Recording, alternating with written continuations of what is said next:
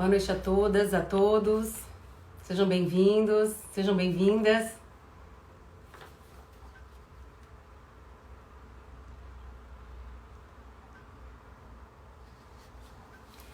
Estamos ao vivo com mais um webinar da Escola Superior de Advocacia da OAB de Santa Catarina. Aguardando aqueles minutos iniciais para que as pessoas possam chegar. Doutora Neura, seja bem-vinda. Doutora Neura, advogada de Criciúma, membro também da comissão, membro da Comissão da Estadual da Mulher Advogada.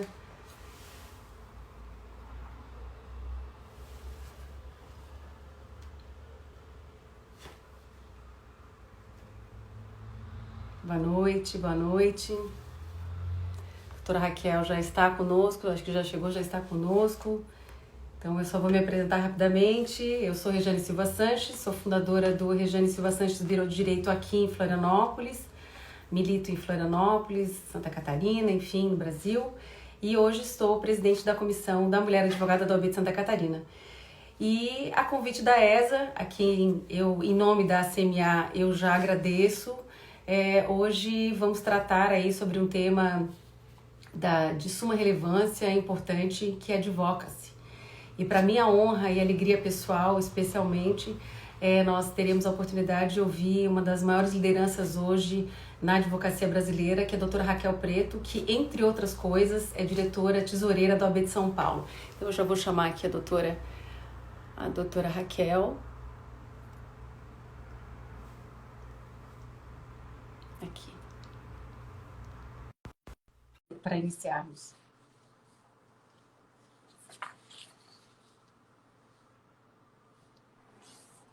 Olá! Olá, boa noite, doutora. Como está? Tudo bem? Boa noite, doutora Raquel. Muito feliz agora, muito feliz. Eu também. Feliz, Agradeço muito o seu feliz, convite, doutora Rejane. feliz e honradíssima com a sua participação hoje aqui na ESA essa noite, abrilhantando aí a nossa Escola Superior de Advocacia, doutora Raquel. Muito A obrigada honra é mesmo. minha, muito obrigada e muito obrigada pelo convite, tanto de sua parte presidindo aí de forma brilhante a Comissão da Mulher Advogada da OAB Santa Catarina, mas também a diretoria da OAB e a Escola Superior da Advocacia de Santa Catarina. Muito obrigada a todas e todos. Um gentil convite. É uma Imagina. honra estar aqui com vocês. A honra nossa. Eu quero só cumprimentar rapidamente, doutora Raquel, é claro, daí, né, a minha diretoria, e aqui saudando especialmente o nosso presidente Rafael Orne, também cumprimentar a Caixa de Assistência, cumprimentando a nossa presidente Cláudia Prudêncio, claro, a Escola Superior de Advocacia, aqui cumprimentando o doutor Marcos Vinícius Motter Borges, que tem feito um trabalho aí excelente agora, especialmente nesse período, né, presenteando a advocacia catarinense com aulas em período integral, praticamente em período integral. Aliás, as ESAs têm feito um trabalho extraordinário, né, doutora Raquel, agora durante a pandemia, né, especialmente. Já faziam, mas agora, inclusive, investindo bastante em tecnologia, tem feito um trabalho extraordinário, né? Sim. Bom, então, para a gente, assim, já entrar no nosso assunto e a gente aproveitar todo o tempo que temos aí com a doutora Raquel, eu vou começar fazendo...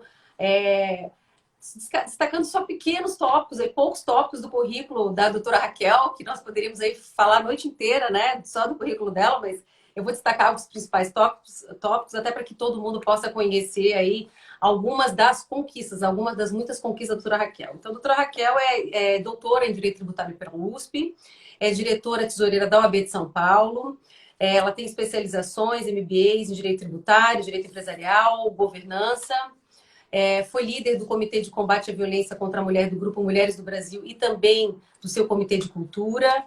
Criou os projetos Fala Maria e Luzes, de capacitação e sensibilizadoras sociais para o enfrentamento e conscientização sobre violência contra a mulher. É conselheira de administração e conselheira fiscal em empresas e entidades de terceiro setor. Também aqui, eu acabei me perdendo, doutora Raquel, mas aqui dentro das suas especializações MBAs, tem contabilidade, finanças na USP, FGV, Fundação Dom Cabral, integra o Fórum Nacional de Políticas Públicas para Mulheres, recebeu em 2009, né, uma grande comenda que foi a medalha Ruth Cardoso, a mais alta condecoração dada pelo governo de São Paulo às mulheres, especificamente destinada a reconhecer a atuação em defesa da condição feminina e dos direitos da mulher. Integrou o mini laboratório social Não à Violência contra a Mulher, iniciativa do Instituto Avon, que congregou as 40 maiores e importantes vozes no combate à violência contra a mulher no Brasil. Uma série de outras conquistas e feitos, doutora Raquel, que, como eu disse, ficaríamos aqui a noite inteira falando, mas a sua fala é tão preciosa que eu penso que é importante a gente já começar. Eu, quando falava com a doutora Raquel ontem e falava com ela sobre o tema, ou sobre possíveis temas para a doutora Raquel explanar, a doutora mandou uma lista enorme de temas que nós poderíamos aqui conversar. E acabamos trazendo esse tema, que é advocacy, não só porque o próprio título traz isso para a gente, que é uma ferramenta contemporânea para transformações democráticas, mas também porque aí é uma outra oportunidade, ou melhor dizendo, é uma grande oportunidade também de atuação para a advocacia. Então, doutora Raquel, a fala é sua, o espaço é seu, e eu já vou começar perguntando para a doutora, tentando aí delimitar conceito, né, e o que é exatamente, da onde vem o termo, tem uma confusão grande aí com lobby, outros conceitos, enfim, para a senhora poder nos esclarecer.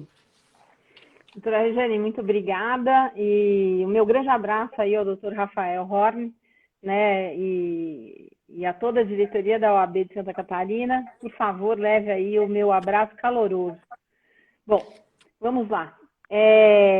Eu vou começar a minha explicação justamente abordando a questão da terminologia, porque entendendo essa terminologia fica fácil até de entender o que é isso, enfim, como é que funciona, né, quais são os objetos e objetivos dessa atividade.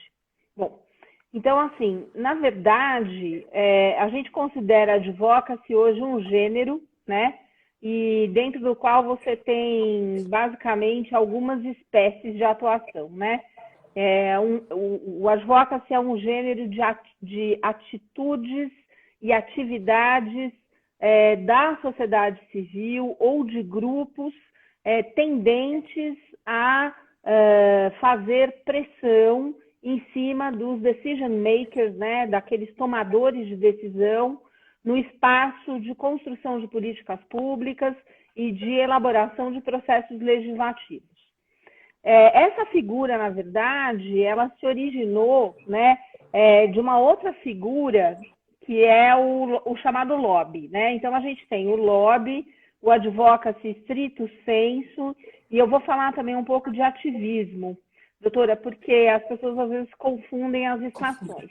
E existe uma diferença entre essas coisas. Então, o termo lobby, na verdade, doutora, ele foi cunhado por conta mesmo de usos e costumes havidos na Inglaterra e nos Estados Unidos, que tem, né, especialmente a Inglaterra, um dos sistemas, né, mais intensos de democracia e de interação da sociedade com o parlamento. E o termo surgiu justamente porque, por exemplo, no parlamento inglês, quando os parlamentares chegavam, eles chegavam e entravam pelo lobby do parlamento inglês, e ali naquele lugar pessoas estavam paradas à espera, né?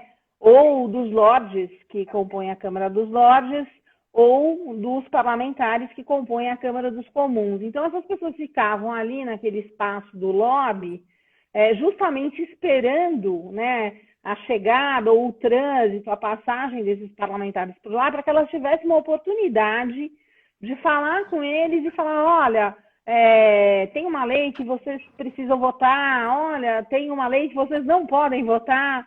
Enfim, então, esse termo nasceu desse ambiente especificamente e também nasceu do ambiente equivalente, mas que acontecia num lugar um pouco diferente, com os congressistas americanos, né? E que acontecia no lobby dos hotéis onde os congressistas americanos ficavam hospedados. Então, no começo, né, quando a capital americana foi deslocada e o Congresso americano ficou ali, na verdade a cidade estava em construção e muitos dos congressistas ficavam habitualmente em hotéis. Então, pessoas que queriam conversar com os congressistas e queriam influenciar decisões positivas ou negativas, né, faça a lei, não faça a lei, ficavam aguardando esses congressistas americanos também no lobby dos hotéis, né? Então, era comum que, por exemplo, né, no final de um dia de trabalho, os lobbies dos hotéis ao redor do Congresso americano ficassem cheios ali de pessoas sentadas nas poltronas das cadeiras à espera que os congressistas, né, os senadores ou os deputados aparecessem para então se aproximarem deles e pedirem para conversar, falar, etc, etc. Infelizmente, como tudo, né, como todas as atividades humanas, existem formas melhores e piores de você fazer coisas, né? Assim é com o lobby. E por isso, infelizmente, mas de forma inadequada, a expressão lobby, lobista, né, principalmente no Brasil, ganhou um conteúdo meio negativo, né? Então, assim, vai fazer lobby, fica parecendo quase que uma coisa ilícita. Mas o lobby não é uma atividade ilícita, isso é bem importante que se fale, né? Ele é regulamentado em vários países, inclusive existe uma proposta importante da OCDE, né, a Organização Econômica das Nações, que pretende, que disponibiliza e pretende uma regulamentação global dessa atividade, e de modo que o problema não está no lobby, né, na pressão que você faz em cima de um parlamentar, desde que essa atividade, evidentemente, seja pautada por transparência, né, por prestação de contas, por accountability, né, que é essa responsabilização pelos atos que você pratica, e evidentemente que se você os pratica com qualidade, com transparência, tá tudo bem, né? Bom, e aí, né, ao longo da história, as coisas foram evoluindo e hoje a gente chega a esse momento contemporâneo e a gente tem uma distinção, sim, entre o que a gente chama de lobby e o que a gente chama de advocacy, e que são também duas coisas diferentes de ativismo. Então, vamos tentar fazer uma definição, né, contemporaneamente do que seja cada uma dessas figuras. E agora eu vou começar falando do ativismo. Doutora Regiane, a gente chama de ativismo todo tipo de movimentação que a sociedade civil organicamente vai tendo a respeito diante de determinados assuntos. Então, o ativismo, ele é uma movimentação orgânica, espontânea, não institucionalizada da sociedade civil, de parte da sociedade civil, de grupos da sociedade civil, que, porque têm determinados interesses ou preocupações, resolvem fazer manifestações espontâneas. Então, o ativismo, ele não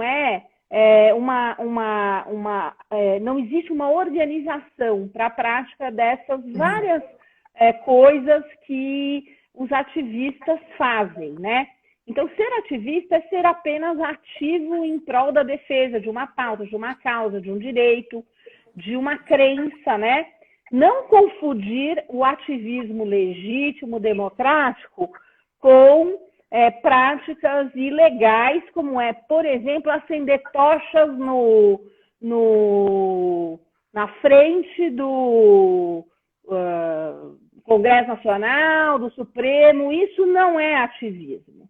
Isso não é liberdade também, né, de manifestação, porque todas as liberdades individuais, elas não são absolutas. Não é porque eu tenho a liberdade de ir e vir que eu posso passar com um carro por cima de alguém que esteja na minha frente, impedindo a minha passagem numa rua. Nenhuma dos direitos ou garantias fundamentais é absoluto, é incontrastável. Eles são do tamanho que seja possível que eles tenham, desde que eles não aniquilem outros direitos e garantias igualmente fundamentais. Né? Então, a minha liberdade de manifestação, de expressão, ela vai até o ponto em que eu estou praticando um ato em que eu, de repente, quero aniquilar um dos poderes constituídos do Estado, em que a Constituição da República Federativa do Brasil indica como sendo fundamentais, indica como sendo absolutamente essenciais e que merecem todo o respeito e todo o tratamento adequado e apropriado. Então, quando eu chego, né, e não faço essa postura de respeito, não posso, sob a alegação de que estou me manifestando livremente, né, ficar fazendo coisas que sejam excessivas. Né? Então, pedir a extinção de um dos poderes constituídos do Estado, né, é pedir a extinção de um dos poderes que é a base da República Federativa do Brasil, que são considerados essenciais e fundamentais. De novo, a minha liberdade de viver, ela vai até o ponto em que a minha vida não aniquile a vida de outrem. Não existe nenhum direito e garantia fundamental absoluto.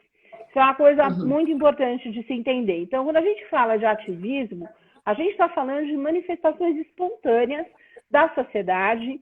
A gente percebe, né, de alguns anos para cá, com o crescimento da utilização de mídias sociais, que esse ativismo ele ganhou formas, né, de catapultagem exponencial, em que eu sou capaz de impactar, eu sou capaz de defender uma causa, defender uma pauta de uma forma mais potente, porque eu consigo falar para mais pessoas, né? Mas ele é uma coisa mais espontânea, mais orgânica. Isto não quer dizer que não se utilizem de técnicas do ativismo espontâneo, orgânico, quando a gente está fazendo advocacy, né? Porque o advocacy é uma atividade mais organizada, estruturada, que lança a mão de várias possibilidades, entre elas, por exemplo, uma mobilização via mídias sociais, que é uma manifestação típica do ativismo, né? Então, para dar um exemplo muito contemporâneo e sincrônico, doutora, enquanto nós duas estamos aqui nessa live, nas mídias sociais hoje está acontecendo no planeta Terra inteiro um grande movimento de manifestação antirracista, né? Que é o Black Lives Matter, né? As vidas negras importam, por força dos absurdos que a gente tem visto acontecerem nos Estados Unidos, mas não nos iludamos, né? Porque aqui no Brasil acontece igualmente a mesma coisa. A população negra, não só nos Estados Unidos, mas aqui no Brasil, é objeto de práticas absolutamente não adequadas, exageradas, exacerbadas, que não seriam feitas se, né, aquelas pessoas que, por exemplo, no caso do americano que infelizmente veio a ser assassinado pelo policial, né, e eu não concordo e entendo totalmente a insatisfação da população negra americana quando se revolta diante do indiciamento por prática de crime culposo, porque evidentemente ali o agente do delito ele tinha a absoluta certeza de que estava impondo uma força brutal e que ele, inclusive, quis correr conscientemente o risco dos danos que poderia causar. Então, assim, realmente a gente teve ali um exagero, um desmando, e aquilo causou uma revolta, porque não é um ato isolado, né? É um ato que vem se repetindo ao longo da história americana, mas ao longo da história brasileira também. Agora, veja, doutora, que coisa interessante, né? Tristemente interessante. A população negra americana está na casa dos 20% do total da população, né? E há toda essa luta antirracista, uma luta por equidade racial muito importante, que eclodiu, né, em meados da década de 50, no século passado. E a gente tem o nosso Brasil, em que 54,4% da população brasileira é negra. Né? Negra, excluída, né? Excluída dos espaços de poder e decisão, tão excluída quanto nós, mulheres. Né? Então, são paradoxos da civilização brasileira que empobrecem a nossa democracia. Então, a gente entende a importância do ativismo porque é importante que a sociedade manifeste a sua insatisfação, o seu basta diante de posições inadequadas, né, desumanas, mas isso é dentro desse universo, né, mais fluido das relações intersociais. Quando a gente está falando de advocacy de lobby, Aí começa a diferença, porque eu estou falando de dois procedimentos que são procedimentos organizados, institucionalizados, e contemporaneamente nós utilizamos a expressão lobby para fazer referência à pressão que é feita, né, por empresas, por grupos empresariais, por entidades representativas de classes profissionais, né, em cima de determinados assuntos, pautas que são de seu interesse. E o lobby também se usa mais para fazer referência àquela pressão que é feita em cima dos parlamentares, em cima do poder legislativo, seja ele legislativo federal, estadual ou municipal. Já o advocacy, a gente usa para referir essa prática de cidadania ativa, organizada, mas que é muito específica, né, contemporaneamente, para entidades do terceiro setor, ONGs, né, frentes de atuação coletiva, né, de interesses, por exemplo, suprapartidários, de organizações representativas dos interesses específicos ou genéricos da sociedade civil, mas o advocacy tem uma ligação mais importante contemporaneamente, justamente com essas frentes de formação de pressão organizada, concatenada, em cima dos decision makers, ou seja, de todos aqueles que ocupam posições de comando e de poder e que tomam decisões no que tange a concretização de políticas públicas, né? Ou seja, podem ser objetivados, né, para sofrerem as ações de advocacy, não só legisladores, como, aliás, é mais comum até que as ações de advocacy enderecem os ocupantes de cargos do executivo, né? Prefeitos, governadores, secretários de município, secretários de estado, ministros, né? Um presidente da república, enfim. Então, assim, o advocacy, ele está ligado normalmente a grandes temas, a grandes pautas de interesse social, coletivo, que são encabeçados por ONGs, entidades do terceiro setor, fundações, associações civis sem fins lucrativos, entidades representativas de grandes classes ou de interesses coletivos ou difusos. É o caso, por exemplo, da Ordem dos Advogados do Brasil, que tem duas grandes funções estruturais, nunca nos esqueçamos, né?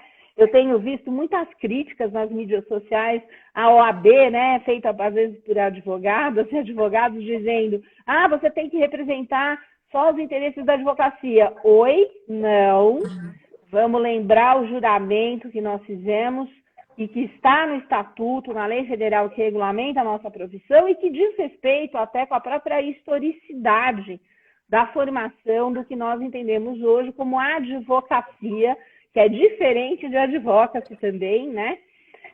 E que é ambivalente. Ao mesmo tempo que a OAB pretende defender e precisa defender a advocacia, suas prerrogativas e todas as questões que são inerentes às nossas dificuldades na prática cotidiana dos nossos mandatos, das nossas profissões, ela também tem que defender o Estado democrático de direito, os direitos humanos, a justiça social, enfim. Então, veja-se que ela tem um acervo importante de atribuições. Ela é, evidentemente, uma típica instituição que pode se valer da advocacy, né? Bom, e a advocacy, para terminar essa explicação mais conceitual, doutora Regiane, quando a gente ouve, né, esse termo que é, na verdade, um anglicismo, né, porque é um termo em inglês, cuja origem, na verdade, é o latim, porque vem do verbo advocare, né, que é defender, que é pleitear, que é falar em nome de, mas no sentido lato, ou seja, fazemos advocacy defendendo um grande tema, uma questão, uma lei, uma implantação de política pública, nos mais variados assuntos, com relação ao meio ambiente, com relação a melhores práticas na saúde, na educação, políticas públicas de inclusão, ações afirmativas, regulação por exemplo, de convênios médicos, né, que é uma frente, na minha opinião, importantíssima para sofrer um advocacy importante, até para contrabalançar o lobby importante, né, que é feito aí pelas empresas da saúde suplementar. São vários exemplos de temas que nós podemos atuar por meio desse canal de exercício de cidadania ativa. Então, acho que com essas explicações a gente consegue perceber que o ativismo é um movimento espontâneo orgânico da sociedade civil, né? O lobby é algo que é inerente e mais comumente praticado focalmente em cima de temas específicos por parte de grupos econômicos, empresas, organizações setoriais, né? E o advocacy são as ações concatenadas e organizadas de pressão, de exercício de cidadania ativa, que são de interesse da sociedade civil, não de um grupo econômico, não de uma empresa, mas sim de um coletivo, de uma ONG, de uma frente de ONGs, ok? Espero que eu tenha conseguido cobrir aí a questão conceitual. Tá ótimo. Doutora Raquel, assim, o advocacy não é exclusivo, evidentemente, para advogados, né? Aí faz uma provocação, né? A gente, ao mesmo tempo que a OAB traz esse tema, né? E aí, até como uma nova, ou como uma, não é uma nova, né? Mas assim, como uma ferramenta de atuação, ao mesmo tempo, a gente também não evidencia. Eu estou fazendo uma provocação, né? Evidentemente. Até porque outras frentes, né, outros profissionais, até por conta da especificidade que tem, né, enfim, podem atuar também. Ou seja, eu não estou fatiando, eu não estou dividindo esse mercado, aí fazendo uma reflexão enquanto gestora, enquanto diretora de OAB, né, e enquanto alguém que pensa também a atividade do advogado. Então, assim, fazendo uma provocação em relação à advocacia e advocacy, né, já a gente pensando como funciona na prática. Então, assim, como é que funciona o advocacy na prática? Bom, vamos lá. Então, assim, na prática, basicamente, a gente utiliza do advocacy para fazer várias coisas. Vou dar alguns exemplos práticos, né? Então, assim, por exemplo, o poder público, e aí quando eu falo poder público, eu estou falando, no caso brasileiro, dos 3 níveis governamentais. Eu estou falando do poder público municipal, do poder público estadual, do poder público federal, mas também estou falando do legislativo, também estou falando do judiciário. Dica de passagem, está aí uma coisa que a gente tem que aprender a fazer, porque não é quase feita, que é o advocacy, em cima de temas importantes que a gente precisa construir uma sensibilização dentro do judiciário. E o advocacy tem muito essa pegada de diálogo, essa abordagem de convencimento por meio de utilização de argumentos, dados, pesquisas, etc, etc. Então, por exemplo, o poder público ele não está ciente, ele não tem ciência de um determinado problema. Isso é muito comum, por exemplo, em municípios, né? Em que você tem, de repente, problemas afetando determinada comunidade e isso não chega para o gestor público de forma efetiva. Ou chega e ele faz de conta que não viu, né? Então, assim, é importante para você resolver isso. Por exemplo, priorizar, né? Outra forma, outro objetivo importante da advocacy é fazer esses tomadores de decisão priorizarem um problema, né? Por quê? Porque se eles não sofrem pressão, se eles não percebem o clamor popular, eles não vão priorizar aquele tema, né? Então, essa é uma frente importante. O poder público, às vezes, não conhece a solução. Por incrível que pareça, isso que eu estou falando é recorrente, né? Até porque o poder público no Brasil ainda está muito engessado.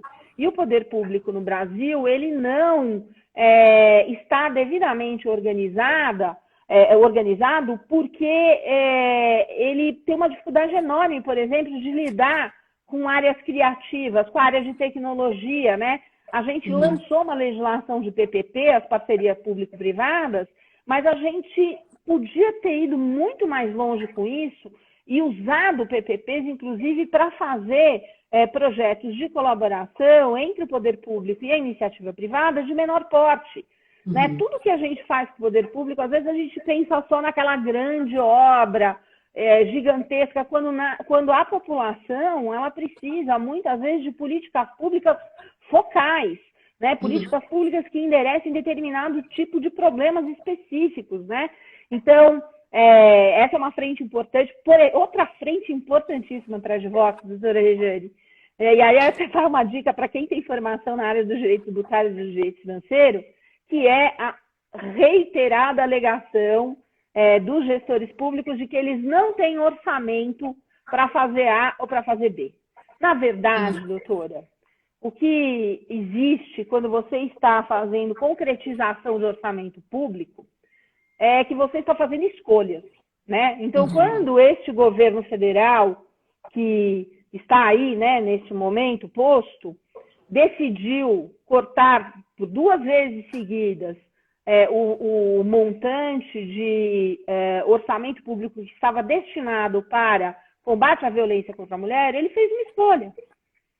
Ele mandou uma mensagem clara para 51,5% da população brasileira, que é mulheres, num país que é um dos campeões mundiais de violência contra a mulher. Ele mandou o seguinte recado: desculpa, cidadãs brasileiras, vocês que são mais da metade da população e mãe da outra metade, aguardem, porque eu não estou priorizando. Então, ele prefere manter 100 mil cargos comissionados, que tinha havido um compromisso de que ia haver uma diminuição de cargos comissionados, e não houve. Aliás, ótimo momento, eu posso dar várias ideias para o senhor lá, Guedes, que ocupa atualmente o Ministério da Economia, de coisas que ele poderia fazer e ele não está fazendo, né? Aliás, esse pessoal aí, os governantes de plantão, deviam perder menos tempo no Twitter e mais tempo nas suas cadeiras de gestores para realmente tomarem atitudes. Então, por exemplo, essa é uma alegação recorrente, doutora Rejane, de que não tem orçamento para fazer A, fazer B. Mas o sujeito desloca parte da parcela de orçamento que estava, por exemplo, no combate à violência contra a mulher e leva essa parcela do orçamento para onde? Leva para a campanha publicitária. É uma escolha. Ele está dizendo para as vidas femininas que as nossas vidas valem menos do que a campanha publicitária. E é por isso, doutora Rejane, que não dá mais para continuar com essa subrepresentação que empobrece a democracia brasileira, né? Porque no Brasil, apesar de nós sermos mais da metade da população brasileira, nós só ocupamos 15% do legislativo, o que é um absurdo.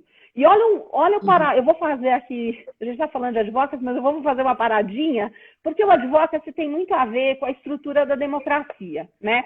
Já adiantando um pouquinho, mas enfim, ele tem muito a ver com ele é uma forma, um caminho de você aprimorar e melhorar a democracia.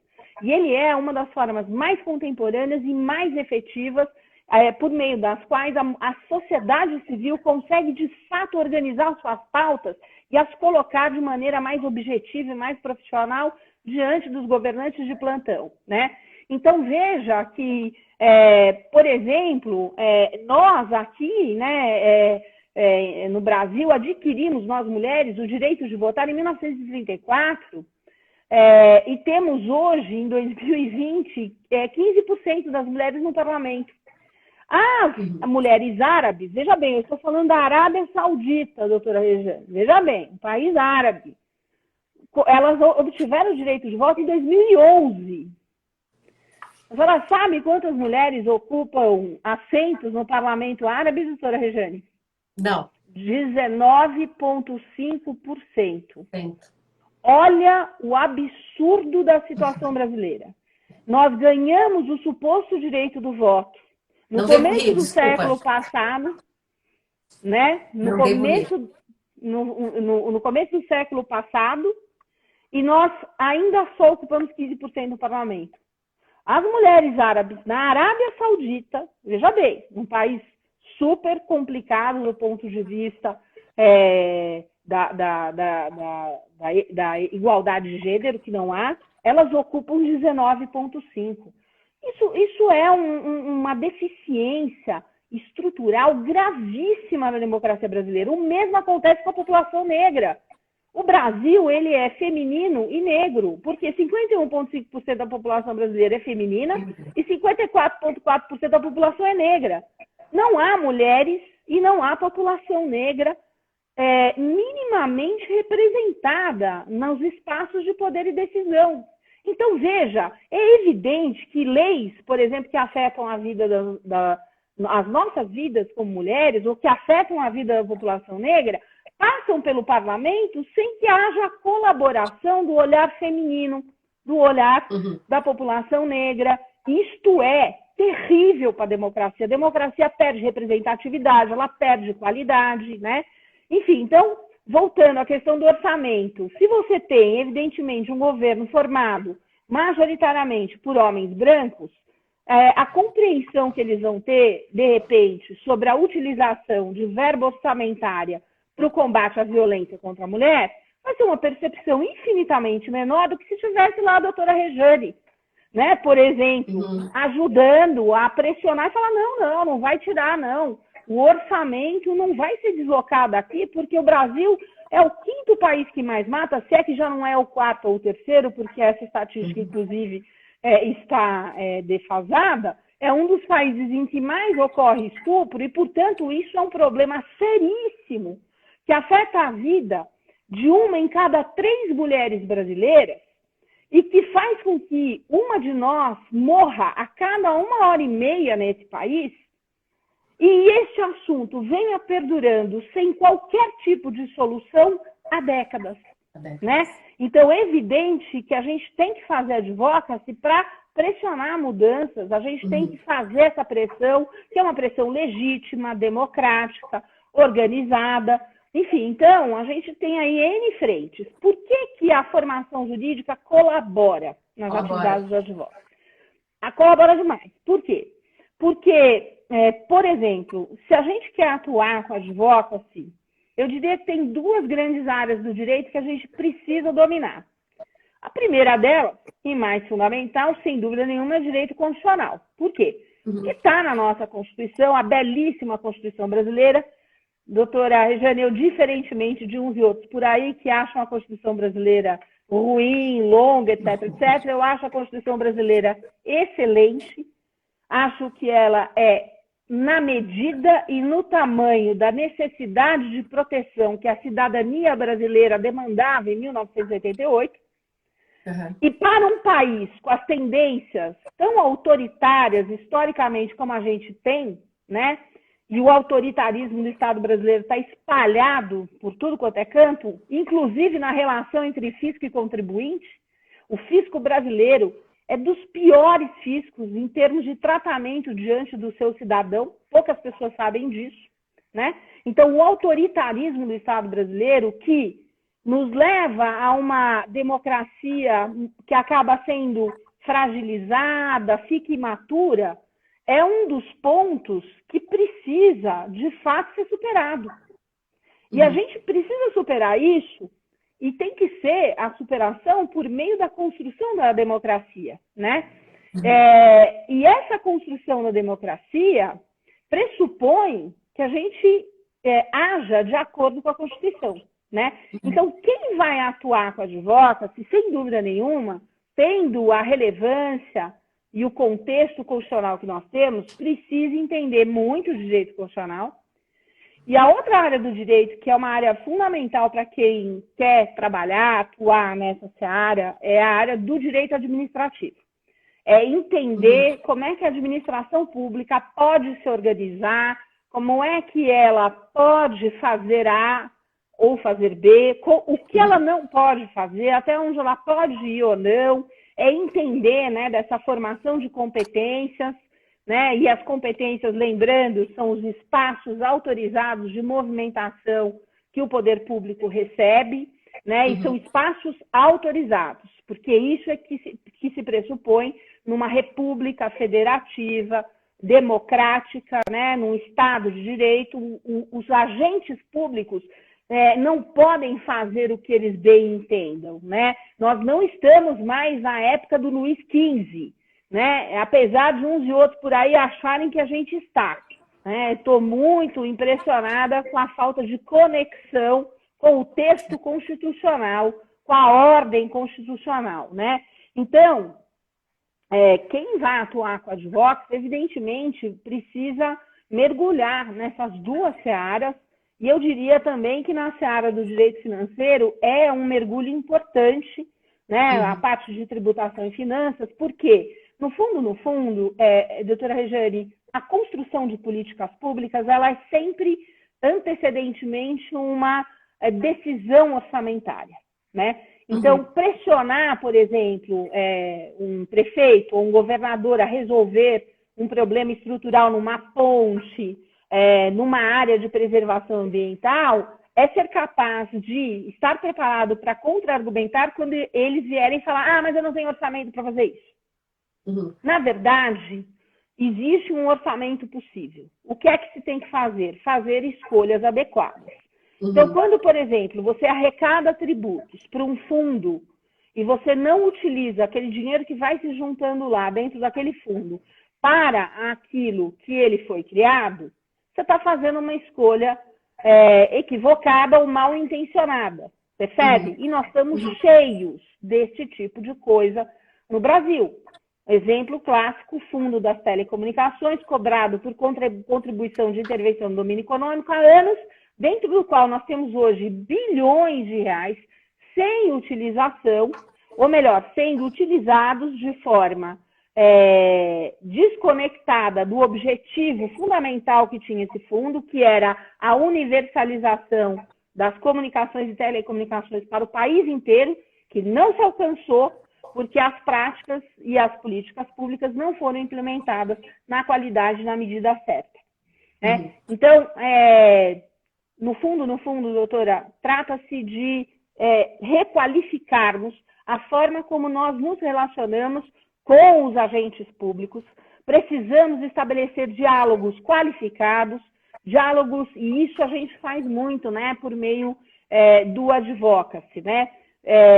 Então, assim, se o lobby, né, é aquela coisa mais de reunião, de conversa focal, direta, com, né, os tomadores de decisão, encontros com especialistas, etc., e o ativismo tem a ver com a passeata, com a manifestação nas mídias sociais, o advocacy engloba uma parte do lobby, engloba uma parte do ativismo, mas, além disso, ele requinta a conversa e a discussão. Por quê? Porque uma das características mais interessantes do advocacy, e daí vem a importância de você saber, né, o que o agente público pode ou não pode fazer, o que o orçamento permite ou não permite, é justamente o que é a essência do advocacy, que é a apresentação de argumentos organizados, concatenados, pareceres técnicos, opinião de especialistas, tomadas, às vezes, de pesquisa junto à comunidade que vai ser afetada por aquela política pública. E aí você organiza todas essas informações, prepara, né, uns kits de informação de boa qualidade, faz encontros, workshops de explicação, de sensibilização, em que você vai explicar para esses tomadores de decisão que há outras opções, ou que aquela opção é melhor e a outra é pior, mas você o fará na base do diálogo, da argumentação lógico-racional. Porque, doutora, não dá, o nosso país não vai sair da condição de uma reles republiqueta das bananas enquanto a gente continuar dando ouvidos aos terraplanistas. Enquanto a gente não conseguir dialogar por meio de um diálogo de fato escorado na ciência, na estatística, na matemática, né, na abordagem lógico-racional. Só assim a gente vai conseguir, de fato, sair do país do eterno futuro, né? Porque o Brasil, o Brasil tem tudo para ser... Então, eu estou cansada disso, doutora. A vida está passando e eu não quero estar no futuro, eu quero viver um presente de qualidade. Ai de nós, se nós não tivéssemos um sistema único de saúde que foi extremamente desrespeitado nos últimos anos, mas é aquilo que está segurando um pouquinho da loucura dessa pandemia. Veja a importância da gente voltar a discutir, por exemplo, quais serão as políticas públicas do Estado brasileiro doravante com relação ao serviço único de qualidade.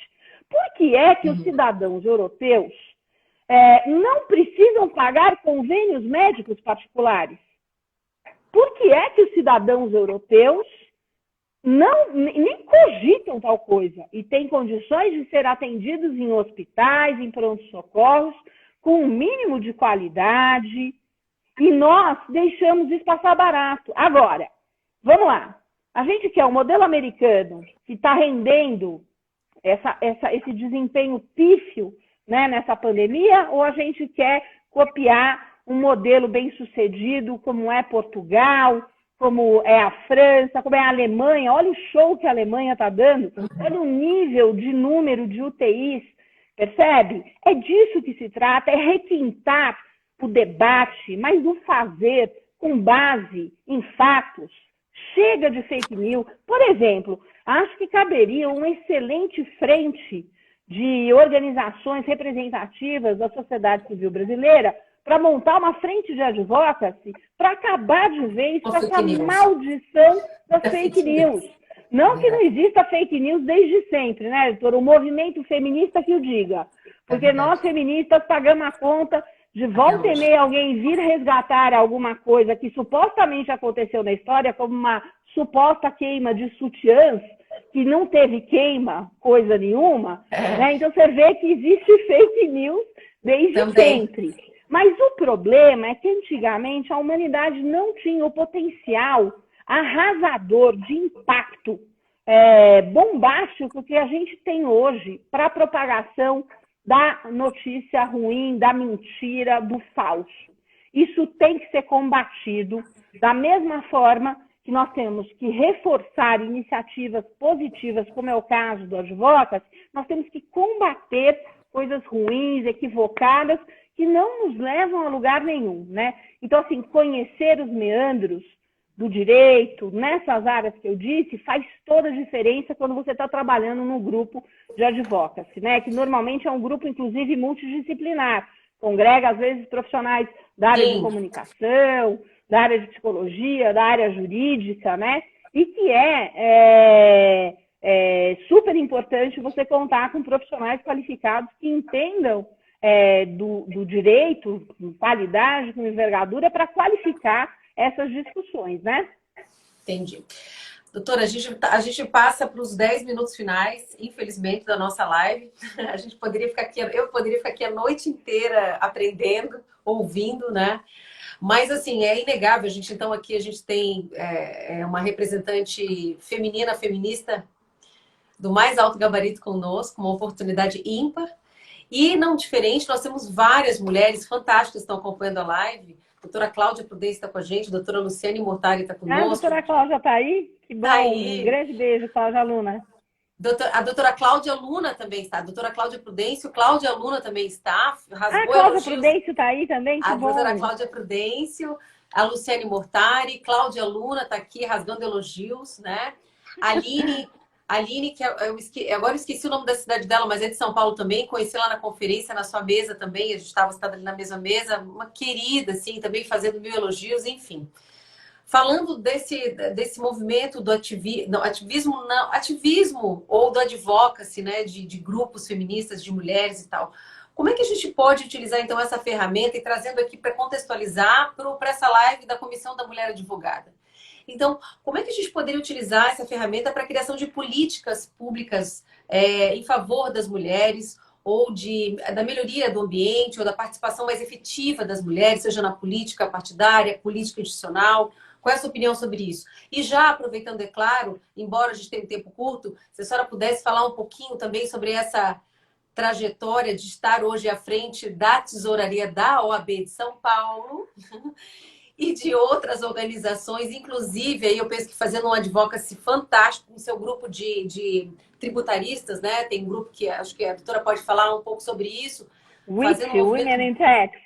Exato. Então, assim, contextualizar isso e até talvez até usando esse exemplo que a senhora trouxe aí, né, do grupo que vocês criaram de tributaristas, para falar, para exemplificar como isso pode beneficiar as mulheres.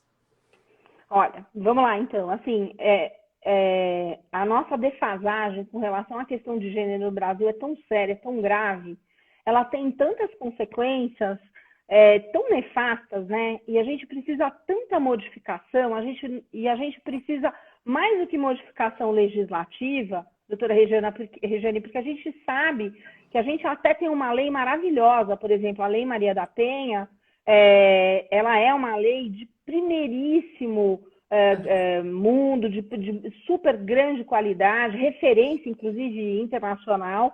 Mas o problema é que não adianta você ter uma boa lei e os aplicadores da lei não conseguirem lidar com ela e aplicar. E não se consegue lidar, primeiro que tem a rejeição, quase que inconsciente, que é a rejeição desse patriarcado, dessa estrutura patriarcal que a gente tem, que ainda existe, por mais que as pessoas achem que não, né?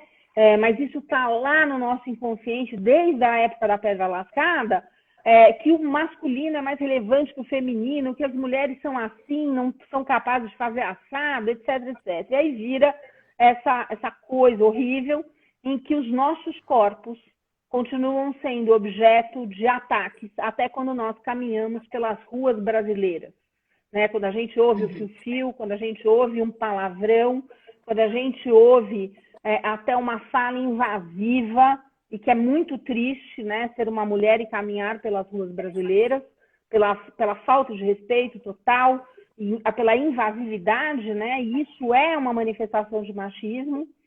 E aí a gente precisa alterar coisas muito importantes. Então, criar grandes frentes de atuação com coletivos feministas, com associações representativas de interesses feministas, seria uma das formas de a gente volta e meia consegue se unir, se organizar para atuar em cima de determinados assuntos, uma forma eficiente de fazer esses governantes de plantão, que lastimavelmente são majoritariamente homens, né? Aproximadamente 85% dos cargos do Executivo Federal, Estadual e Municipal são ocupados por homens em todo o país, né? No Executivo Municipal, no Executivo Estadual e no Executivo Federal.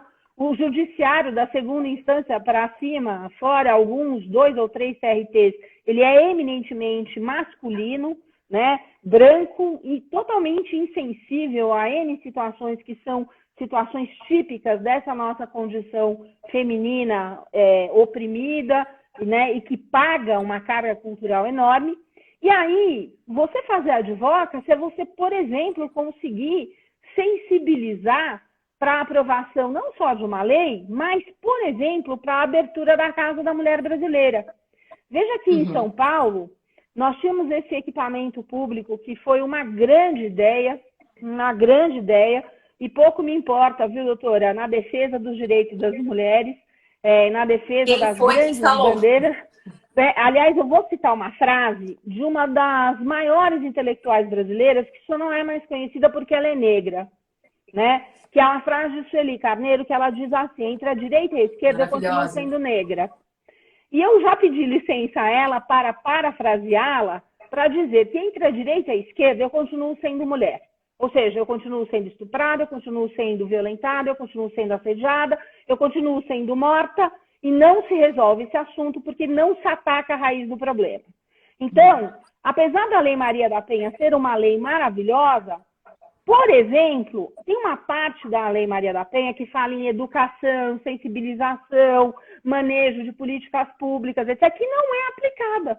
Não, simplesmente não é aplicada pelos gestores no município, pelos gestores estaduais e muito menos pelo governo federal.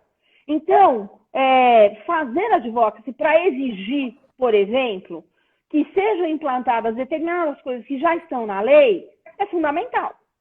E aí a gente tem um corredor de trabalho enorme, né, para enfrentar.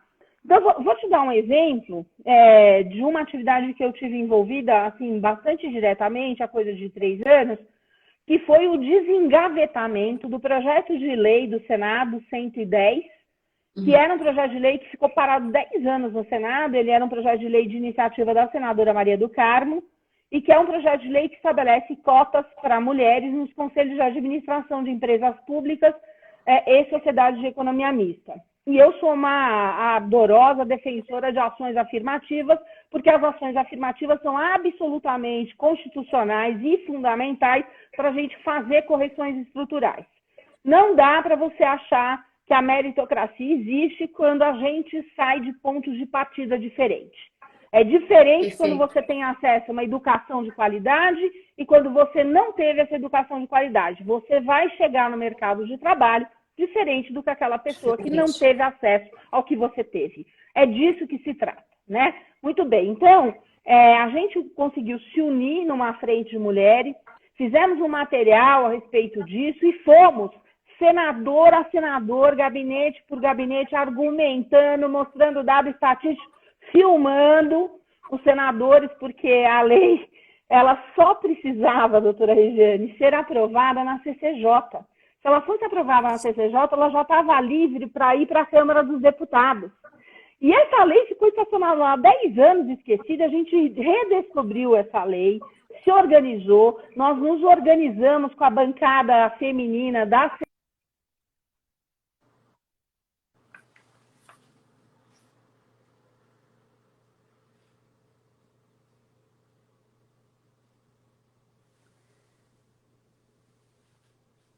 Voltou. Deixa eu pensar. Tem uma travada. agora voltou?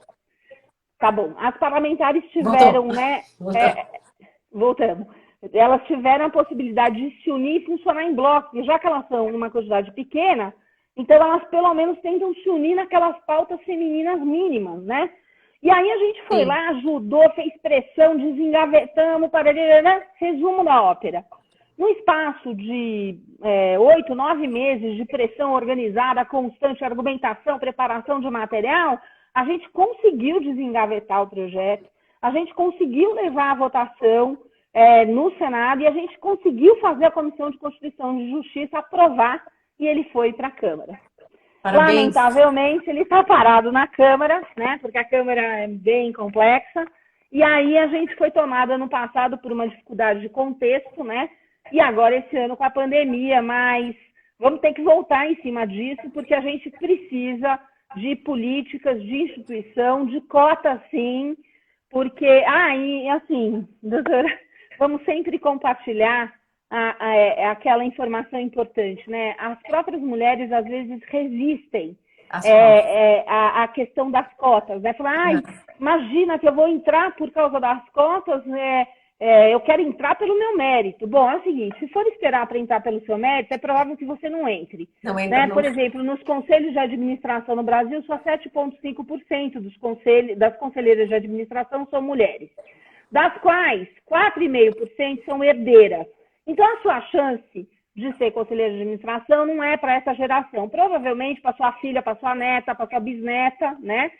E, segundo, quem é competente, doutora, só precisa da cota para chegar lá. Porque quem tem competência se estabelece. E, aliás, doutora, eu estou cansada de conviver com um monte de homem incompetente em conselho de administração, em conselho fiscal, que só está lá porque ele teve esse privilégio, mas ele não tem um pingo de competência, né? Então, competência, a gente prova quando a gente consegue chegar lá. O problema é que sem a cota, a gente não chega lá. Advoca-se é importante para forçar a instituição da construção de ações afirmativas em prol da equidade de gênero, da equidade racial, porque a gente precisa sensibilizar, a gente precisa incomodar, a gente precisa que eles ouçam as nossas vozes. E, doutora, chega de ser cidadã de segunda categoria. O tributo que a senhora paga, o tributo que eu pago é exatamente do mesmo tamanho que o tributo pago por qualquer homem nesse país. Eu pago imposto de renda, você paga imposto de renda, você paga ICMS quando você compra suas compras no mercado e eu também. Eu quero saber por que o dinheiro do meu tributo que entra nos cofres públicos não vale o mesmo que o dinheiro que os homens. Porque as políticas públicas para mulheres não são implementadas. E deveriam, porque parte do dinheiro que está no cofre do Estado é dinheiro feminino. Doutora Raquel, a gente está encerrando. Eu quero lhe agradecer de coração. Está todo mundo aplaudindo. A senhora foi a voz de muitas pessoas aqui hoje. Muito obrigada e até breve. Até breve. Muito obrigada em nome da ESA Santa Catarina. Muito Eu que obrigada. agradeço, querida doutora Rejane.